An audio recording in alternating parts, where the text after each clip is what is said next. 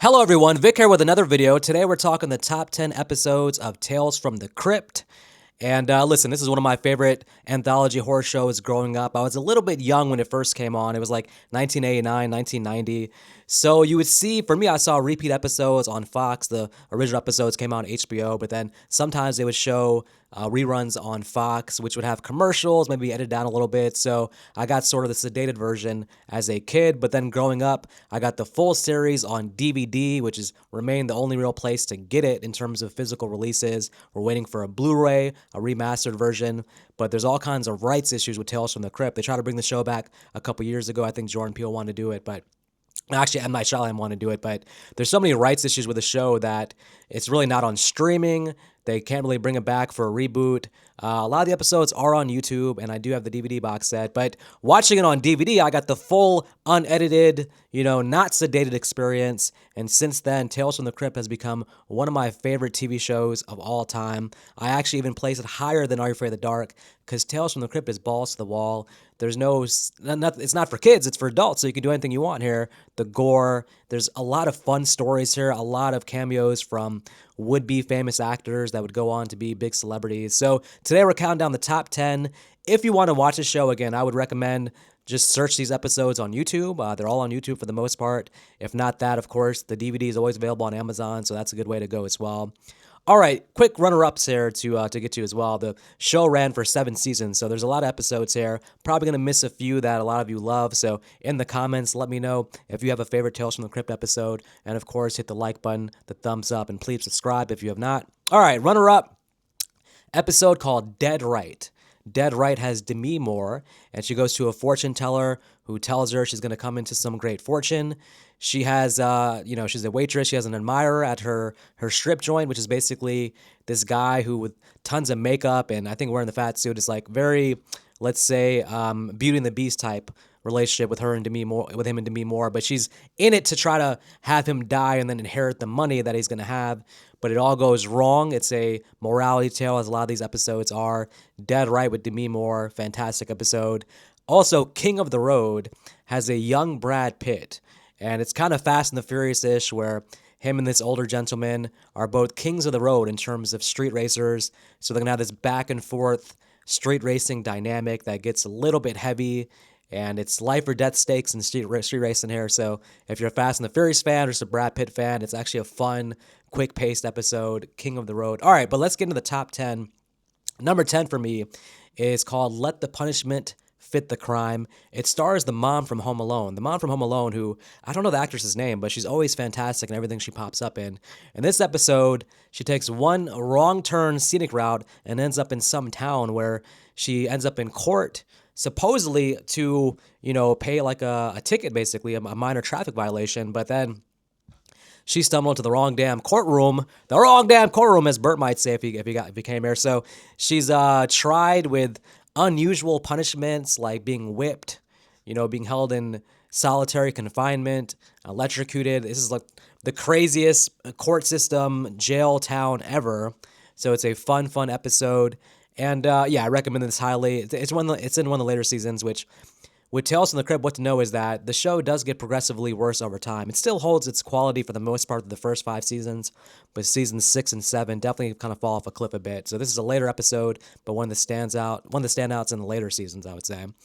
All right, number 9 is going to be from season 1. It's called All Through the House, and this is a Christmas episode with a killer Santa Claus and a human being, a woman who's maybe even worse than that. This episode apparently is a big inspiration for Terrifier 3. If you remember the opening of Terrifier 3 with Art the Clown coming in as Santa Claus dressed. So apparently, Dan Leone was a huge fan of this episode. It's a solid episode. It's a standout of the first season. It really gets you into a Christmas horror feel. So it's one of those movies one of those episodes that, every Christmas time, if you are like me and you watch a lot of horror stuff around Christmas for kind of counterintuitively, it's a good Christmas horror TV episode. All right, let's go on then to number 8, Split Personality. Now, I was talking about how sometimes these episodes have great actors in it. This is like peak prime Joe Pesci doing an anthology TV show. I mean, you think about Joe Pesci, one of the great actors. You had Home Alone. My Cousin Vinny is one of those movies when it comes on television you can't help but watch. Casino. Goodfellas. I mean, Joe Pesci's fantastic, and this episode is just a lot of fun. Joe Pesci plays an absolute criminal, underhanded sleazebag who's trying to convince a pair of twins that he himself has a twin brother, and he's like switching out between the twins, trying to make it work so that he can marry these twins. And they're loaded with money, so of course, a lot of these episodes are motivated by a character wanting to get rich and trying to pull some kind of scheme. But unfortunately for Joe Pesci, the twins catch on to him, and we get a hell of a ending that, let me just say this too. If you've seen Casino, you remember the idea of Joe Pesci narrating, and, killing the narrator is always like a fun sort of twist on narration. You don't expect the person narrating the film you expect them to be at a safe place because, they're narrating, so what can happen to them? But just like Casino, Joe Pesci narrates the episode, but about halfway through the narration stops, and that's a bad sign for him. Split personality, Joe Pesci, excellent episode from Tales from the Crypt. All right, let's go on now to number 7. What's Cooking? Now, this is starring Judd Nelson and also Christopher Reeves. And this episode is pure fun. You have a struggling restaurant, for business, struggling to get customers. Nobody eats there, so they're on their last leg, ready to be closed down. And their cook, or I guess one of their employees, is this guy played by Judd Nelson, who apparently lives on the streets, kind of a drifter. He decides to help them out in a big way, and he's going to kill somebody, stock the freezer with human meat, which is, I guess, the big twist here, and then serve it as steak. And who would have thought it? This steak is the talk of the town. Suddenly everybody in the town is coming here to this restaurant. Business is booming because everybody loves this new steak, wondering what the recipe is, not knowing they're pulling a Hannibal Lecter and eating human flesh. So, of course, obviously, that becomes problematic because that means you have to kill more humans to keep the supply going, to keep the restaurant booming. So there's a clash between Christopher Reeves with his wife and Judd Nelson. But it's just a fun concept, a fun episode. Judd Nelson has always been very underrated to me.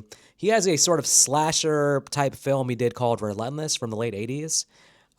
If you like Judd Nelson, if you're a fan of The Breakfast Club, for example, definitely find Relentless and watch that. It's probably on Tubi, as most of these old, smaller-known horror films are. But What's Cooking is pure fun. You'll have a great 25-minute time watching this. And that's the beauty about all these episodes. Like I said, they're on YouTube. Most of the Tales from the Crypt episodes are 25 or 30 minutes. So, you're killing time on a Saturday afternoon. Pull up these episodes, watch it. I guarantee all the episodes I'm naming, you will not be disappointed. All right, we're going to go to number 6. And this one is Split Second. Split Second is essentially a sort of lumberjack episode where you're following a crew of lumberjacks up in the woods, in the mountain, and sort of the managerial person, the boss of the crew, falls in love with a woman drifter who's going to cause a lot of problems in this crew. Because let's say the boss, it's another Beauty and the Beast scenario where this woman has no business being with this guy. This guy not only looks a certain way, but he has an ugly personality. And she's going to cheat on him with one of the crew members. And the old, angry, terrible, horrible boss finds out, walks in right on it. Doesn't like that. He's going to injure the crew member, make him blind. And it is just a fun episode. I mean, some of these episodes, I don't want to give away the twist ending is the big thing with all these episodes. You have to watch it yourself. But let's say the crew member goes blind, but he gets his comeuppance against the boss. And our woman drifter who's causing all the problems here, she's the narrator in this episode. So she's our main point of view character. And maybe she actually also does have some comeuppance coming to her. But won't say any more. You have to pull this episode and watch it. Okay, let's get into our top 5 now. And at number 5, I have an episode called Abracadaver. And this, I believe, is in season 3. So this is kind of a hospital medical-based episode where there's 2 brothers. And one of them, has something he wants to try. Basically, the idea of, can someone die but technically still be alive inside? And what can they see? What can they feel?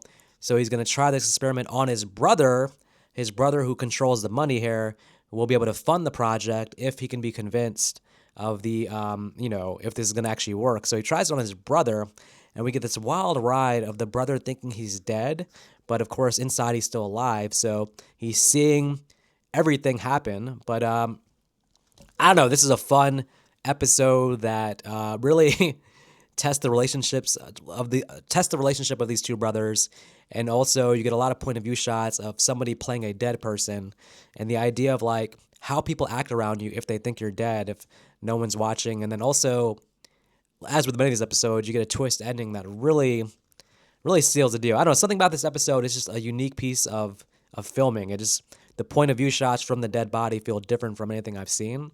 So I always go back and watch this episode. All right, we're gonna go to number 4. And this one is, let me see, what is number 4 actually? All right, we're gonna do Cutting Cards. Cutting Cards has my boy Lance Henriksen.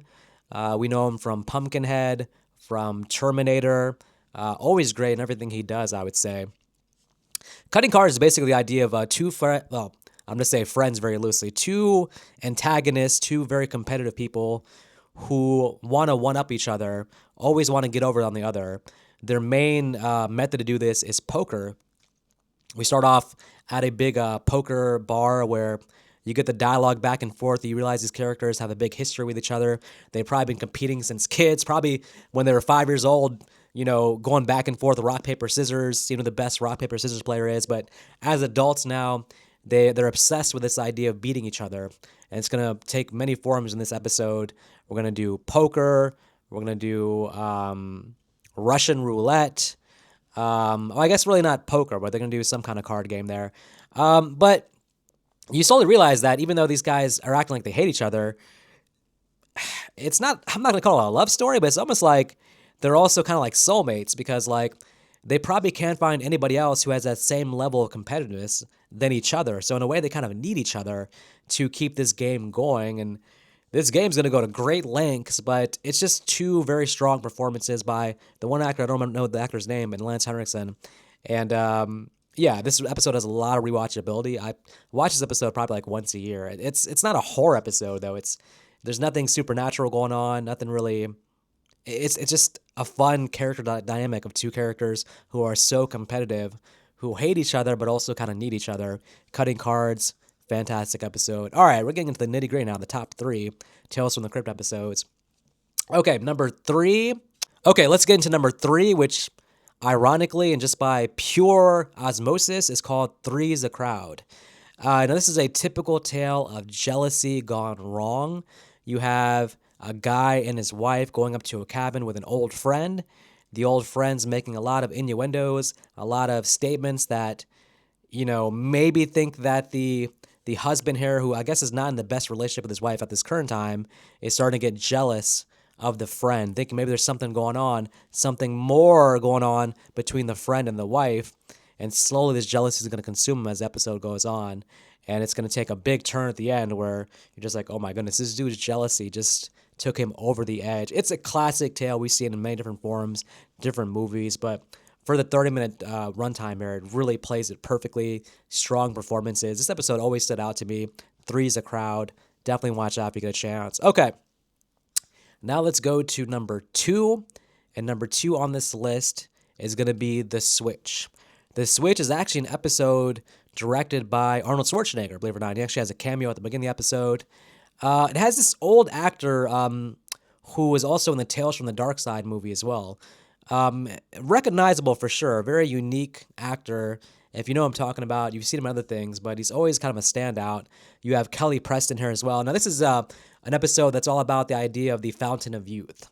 We have an older, rich guy who is in love with a younger woman, and, he's an old man with money, but he's on his last legs physically, so it's kind of like he's trying to win her over and realizes that she's not going to be with him unless he actually changes himself physically. So he's gonna, with great money, I guess, becomes great possibilities of scientific experimentation and advancement because he's going to find a way to actually transform his body into a much younger body, physically fit, and so he can win this girl over.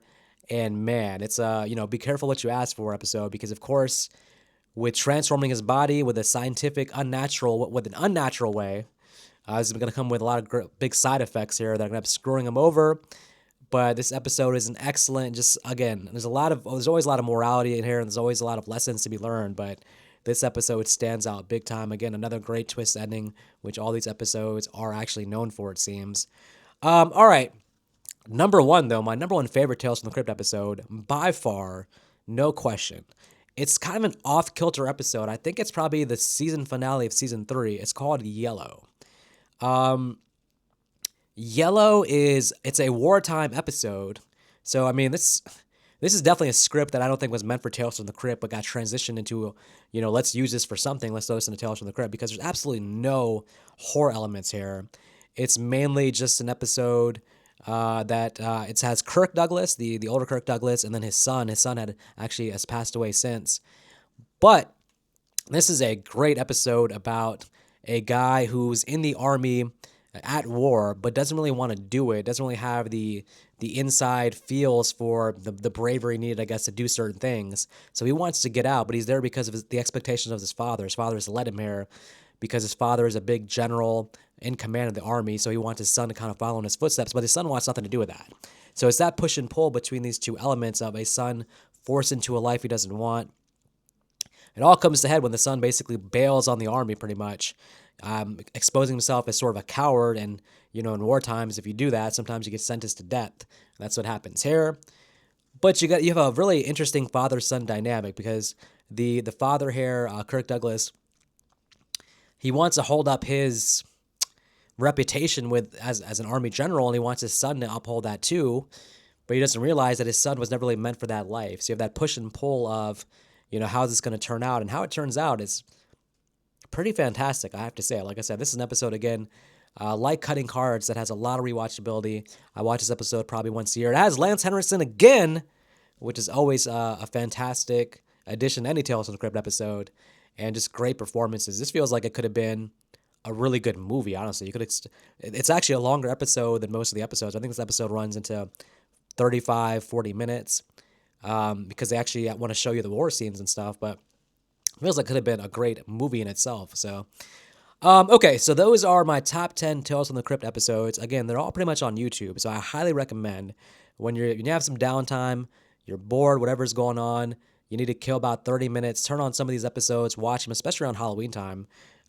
Tales from the Crypt, in my opinion, is the best horror anthology show of all time. Twilight Zone is better, but I don't consider Twilight Zone pure horror. I consider that more sci-fi. So in terms of just pure horror, I think Tales from the Crypt is top of the barrel. And yeah, that's pretty much it. Let me know in the comments what you guys think of Tales from the Crypt. What episodes stand out to you? And yeah, this will be the last episode I'm doing for September.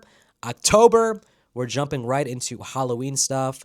We're doing a Halloween 5 video, a Halloween Resurrection video. Going to be doing a Halloween 3 video. We're going to be doing a Blumhouse video. So it's going to be all Halloween stuff during October. And looking forward to that. Going to break out the Halloween 4Ks and get started on the research. Until then, you guys take care.